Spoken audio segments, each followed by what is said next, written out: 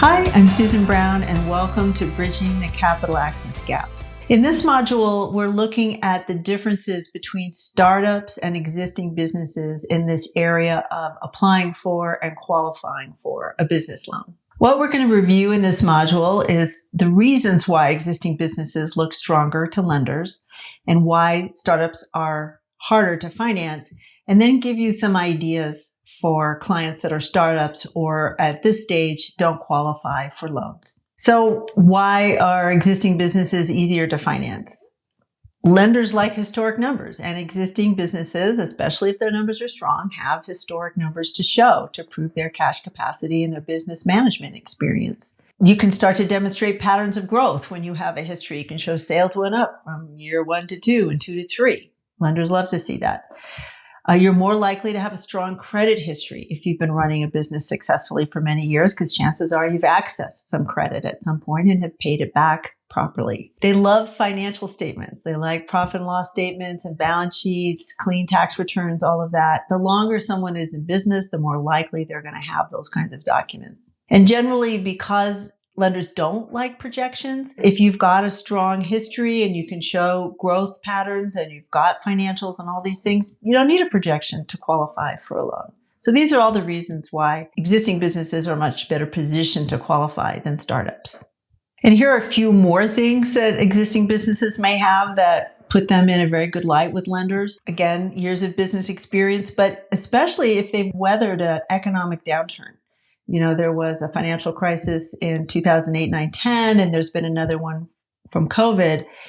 If a business has gone through one of these downturns and has come out the other side successfully, that says a lot to a lender, that this person can not only run a business successfully in good times, but figures out a way to make it work when times get tough. They have assets that lenders like. Again, established business is more likely to have some kind of business assets, perhaps even personal assets that a lender wants to take as collateral. They have more time to be fully integrated into the banking system. They've maybe used more products, have more years using all kinds of different banking services, and have stronger relationships with bankers. And so these are other reasons why existing businesses just have a leg up in qualifying for loans.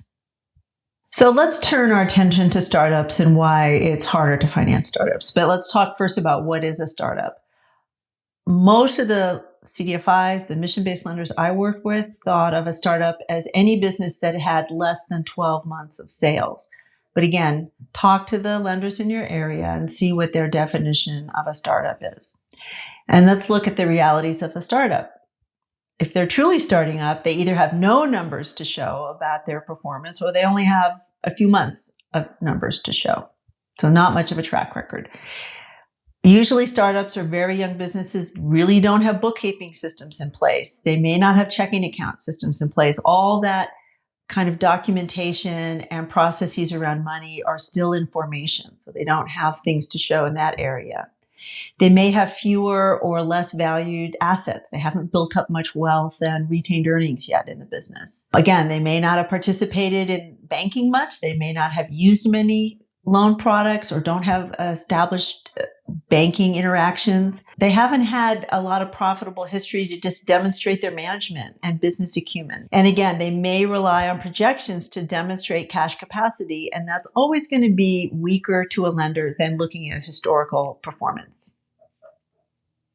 So what can you do with young or startup businesses, or even businesses that have been around for a while but really just can't qualify with the lenders that are available in your region? If you can access a CDFI, I talked about, I think in the very first module, about CDFIs and how you can locate the ones in your area.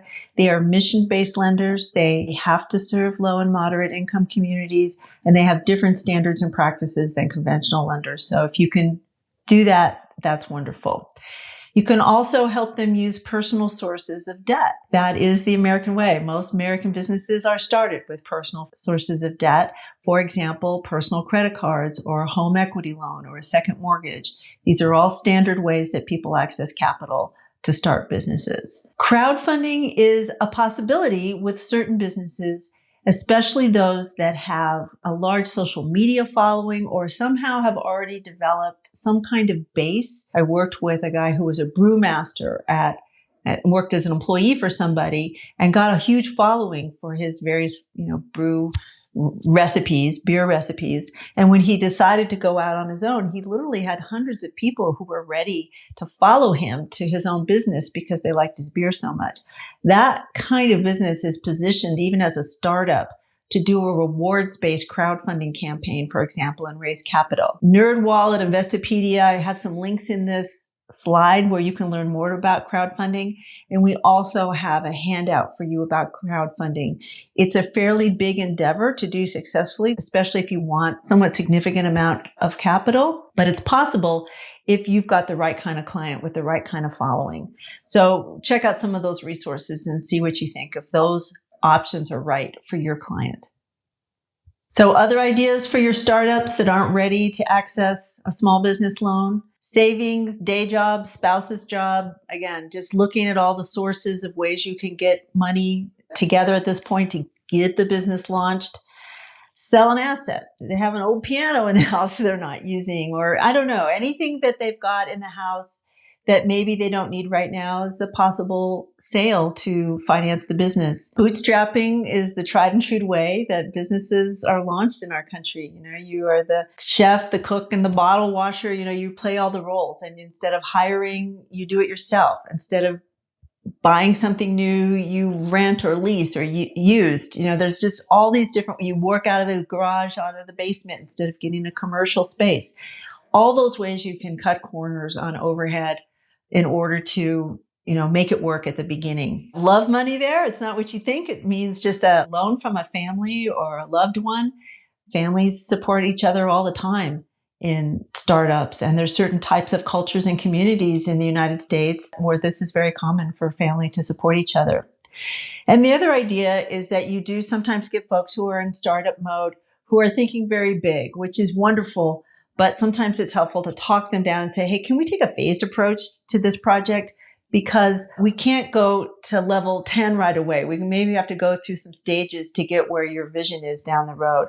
So helping someone map out a more phased approach to their business plan is another way that they could maybe start up with less or even no capital. So that's what I have to say about looking at startups and helping your startups versus your existing businesses. And the next module is a discussion about the difference between being loan ready and not qualified.